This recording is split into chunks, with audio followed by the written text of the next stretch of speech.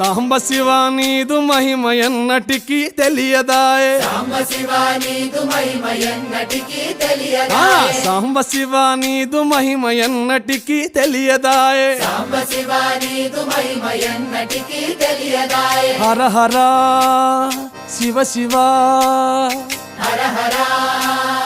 Shiva Shiva